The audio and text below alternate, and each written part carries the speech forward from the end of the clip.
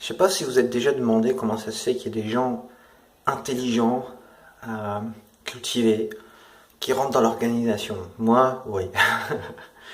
Ça m'a toujours tué, quoi. Il y a beaucoup de témoins qui sont des gens très intelligents et très cultivés. Et ce que disait Steven Hassan dans son livre, c'est qu'au contraire, les sectes sont vachement intéressés par les gens qui sont cultivés et intelligents. Parce que ça va pouvoir être des moteurs, quoi, dans l'organisation. Et c'est vachement pratique aussi. Regardez les Réveillez-vous, il serait pas aussi cool s'il n'y avait pas des biographies de temps en temps de, je sais pas, de biochimistes, machin chouette, qui sont témoins de Jéhovah. Euh, En fait, je crois qu'il y a un phénomène clé qui rend ça possible. C'est un phénomène en psychologie qui s'appelle le pied dans la porte ou le doigt dans l'engrenage. Et c'est un phénomène qui est vraiment intéressant parce que on est bizarre, nous les humains, quand même. On fait des trucs étranges. Ce que c'est que ce phénomène, c'est en fait, c'est une fois que vous mettez le doigt dans l'engrenage, bah c'est fini, quoi. Vous êtes pris. Qu'est-ce que ça veut dire? Alors, par exemple, Steven Hassan parle d'un exemple. C'est un restaurant ou un hôtel, je sais plus en tout cas. Ils avaient des problèmes de réservation. C'est-à-dire que quand les gens les appelaient pour faire des réservations, au final, il y avait une bonne partie des gens qui avaient réservé qui se pointaient pas. Donc ça faisait une perte de bénéfices, quoi. Et du coup, ce qu'ils ont implémenté comme solution, c'était lors des réservations, ils ont posé une simple question. Au lieu de simplement dire que les gens disent ok, nous on viendra telle date, tel jour, à telle heure. Et puis les gens répondaient oui, les gens au téléphone, les réceptionnistes. Les réceptionnistes posaient la question est-ce que vous viendrez telle date, tel jour, telle heure. Donc il posait une question pour faire réagir la personne. Et la personne répondait oui, forcément. Voilà. En fait, c'est un truc qu'on apprend aussi au téléphone. Ça, moi, je travaille en call center. C'est un truc qu'on apprend à répéter ce que les gens disent. Ça s'appelle de l'écoute active, active listening. Et du coup, ça fait partie de ça en fait en même temps. Donc les gens, ils sont pas choqués quand on leur fait ça. Mais le fait de poser une question, ça les engage sans s'en rendre compte. Psychologiquement, ça se passe dans la cervelle. Ils s'engagent. Et du coup, ce qui s'est passé, c'est que ce restaurant, cet hôtel, a réalisé que les gens honoraient beaucoup plus leur réservation. C'est-à-dire qu'il y en avait beaucoup moins qui annulaient ou qui venaient simplement pas. Parce qu'ils avaient pris un engagement. Alors c'est quoi le rapport avec les TJ?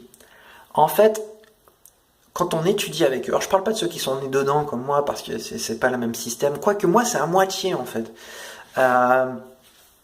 Moi j'ai quand même dû faire cette démarche de commencer à étudier avec les TJ, parce que pendant tant d'années, on n'était plus vraiment témoins, on n'était plus dans l'organisation.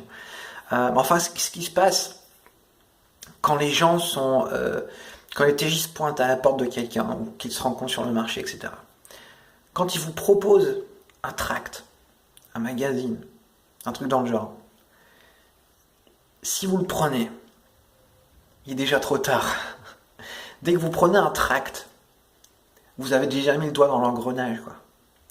Surtout si vous le faites vraiment de bon cœur, quoi. Si vous êtes quelqu'un, si vous vous en foutez royalement, si vous vous en foutez royalement, que vous le prenez, que vous le jetez à la poubelle tout de suite, c'est peut-être pas le même principe.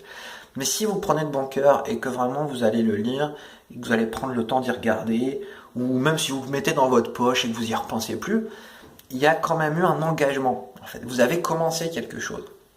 Et la prochaine fois, quand vous avez pris ce tract, la prochaine fois quand ils vont revenir, ils vont vous proposer un magazine. Et puis là, vous allez l'accepter.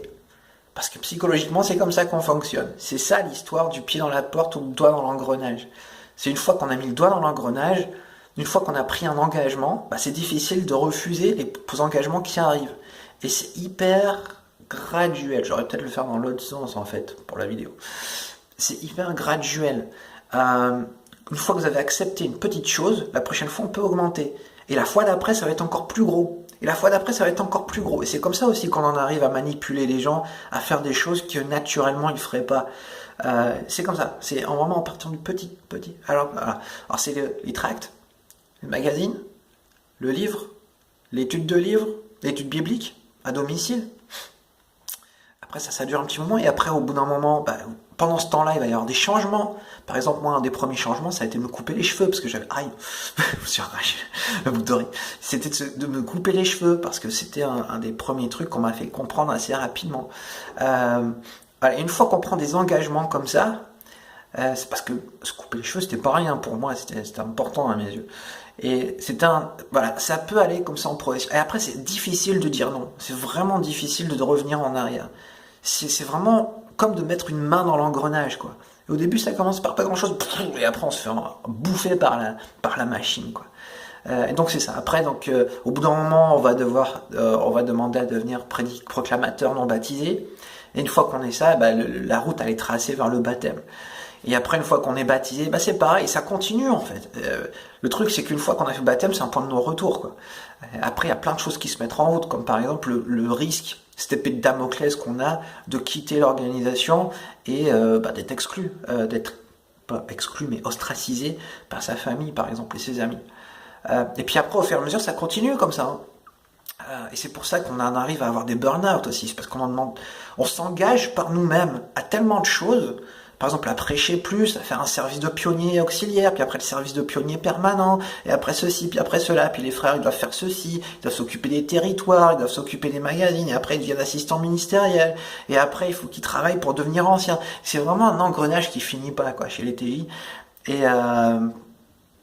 voilà comment ça fonctionne. Voilà comment même des gens très intelligents rentrent chez les TJ. C'est parce que dans notre tête, c'est programmé comme ça, et parce que si on prend un petit engagement, et par la suite, ça vient tout seul, quoi.